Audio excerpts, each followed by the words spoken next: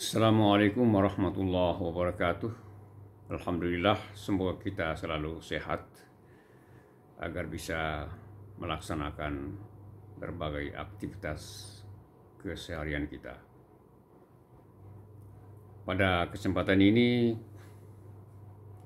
saya ingin membahas mengenai masalah dengki atau dalam bahasa agama disebut hasad. Menarik apa yang ditulis oleh Buya Risman dalam majalah Tablik. Majalah Tablik edisi Rabiul Awal 1446 Hijriah dengan topik bahaya penyakit dengki.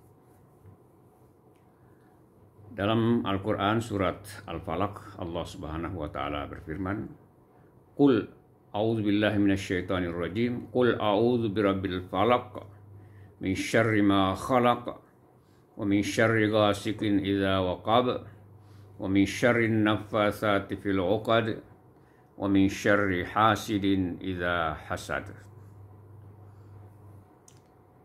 Terjemahannya kurang lebih, katakanlah aku berlindung kepada Tuhan yang menguasai subuh atau fajar, dari kejahatan makhluk yang Dia ciptakan, dan dari kejahatan malam apabila telah gelap gulita, dan dari kejahatan perempuan-perempuan penyihir yang meniup pada buhul-buhul talinya,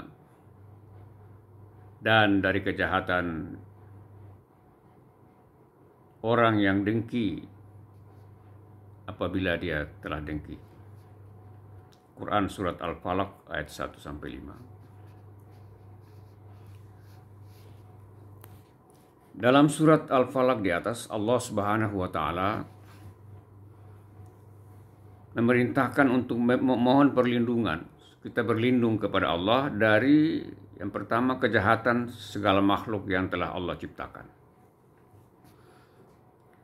Yang kedua,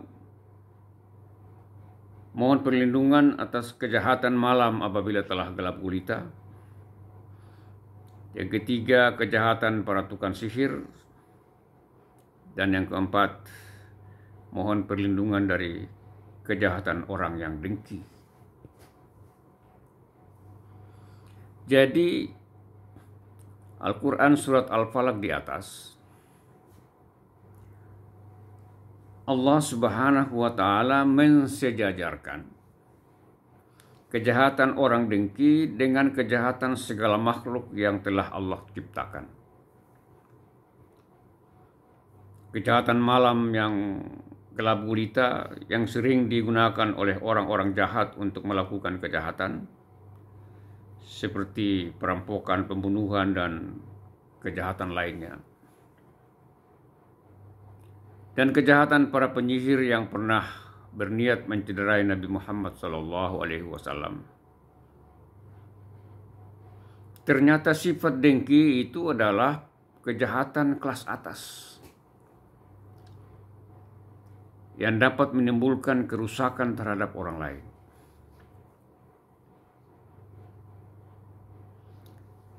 Penyakit dengki atau iri hati adalah perasaan tidak senang atau tidak puas terhadap kebahagiaan atau keberhasilan orang lain. Penyakit ini bisa memberikan dampak negatif terhadap kehidupan bermasyarakat dalam interaksi sosialnya.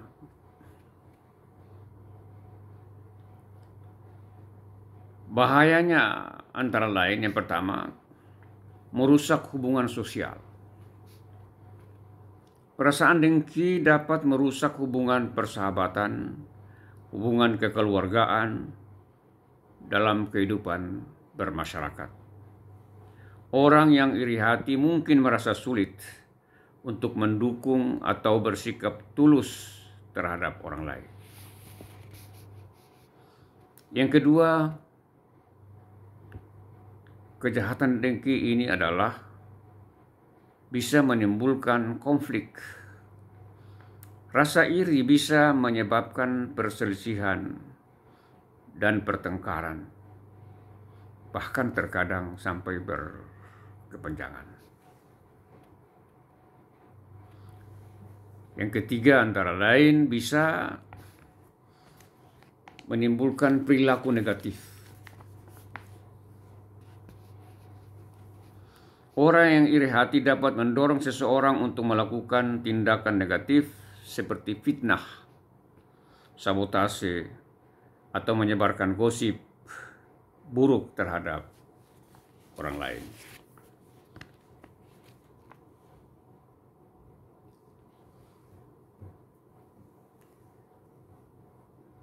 Secara psikologis, hasad itu bisa berdampak pada yang pertama, kegelisahan dan stres. Orang yang merasa dengki seringkali mengalami kegelisahan dan stres yang berkepanjangan.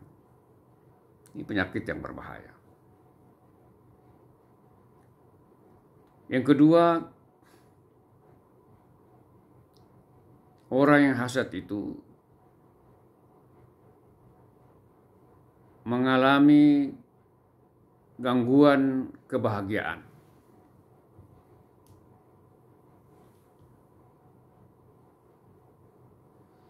Perasaan iri hati dapat mengurangi kemampuan seseorang untuk merasa bahagia dan puas dengan kehidupannya sendiri.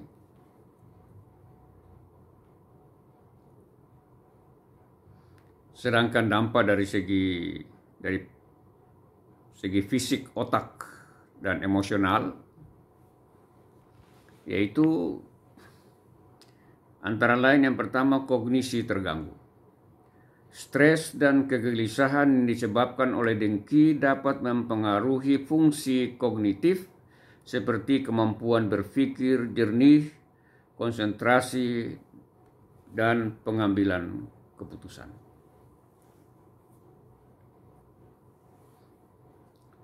Yang kedua, gangguan emosional. Perasaan dengki dapat memicu emosi negatif yang berulang yang dapat mengubah cara otak memproses emosi dan stres.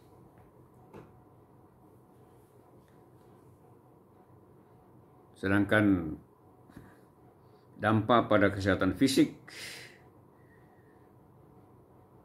antara lain orang yang hasad itu bisa berdampak pada peningkatan tekanan darah. Stres dan emosi negatif dari dengki dapat menyebabkan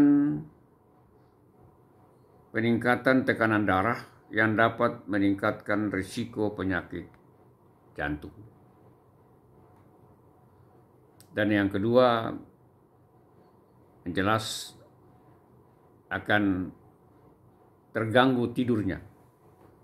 Gangguan tidur. Orang yang merasa iri hati seringkali mengalami kesulitan tidur yang dapat berdampak buruk pada kesehatan secara keseluruhan. Lalu bagaimana cara mengatasinya? Buya Risman memberi solusi antara lain. Yang pertama, banyak bersyukur. Fokus pada hal-hal yang dimiliki dan mensyukuri apa yang telah dicapai dalam kehidupannya. Yang kedua, membangun diri, pikirkan masa depan yang lebih baik dan fokuskan energi yang dimiliki kepada usaha pengembangan diri dan pencapaian pribadi. Dan yang ketiga, banyak berdoa dan berzikir kepada Allah Subhanahu wa Ta'ala. Dengan banyak berzikir dan berdoa dapat membantu mengurangi stres dan meningkatkan kesejahteraan emosional.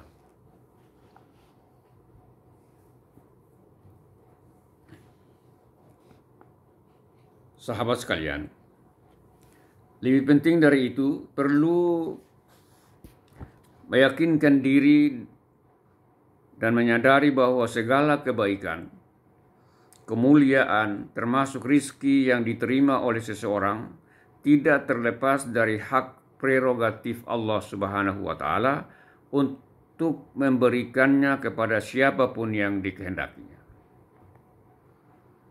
Merasa dengki terhadap rizki, kelebihan, dan kemuliaan yang diberikan Allah kepada pihak atau orang lain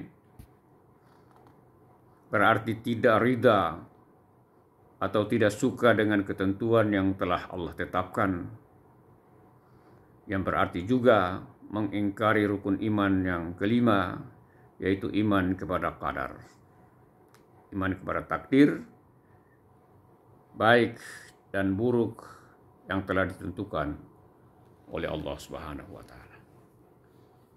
Sahabat sekalian, semoga kita selalu berusaha untuk menghindari penyakit ini, penyakit iri, dengki, atau hasad, agar kita bisa menjalani kehidupan ini secara normal tanpa ada tekanan-tekanan yang bisa membahayakan diri kita, baik secara psikologis maupun fisik.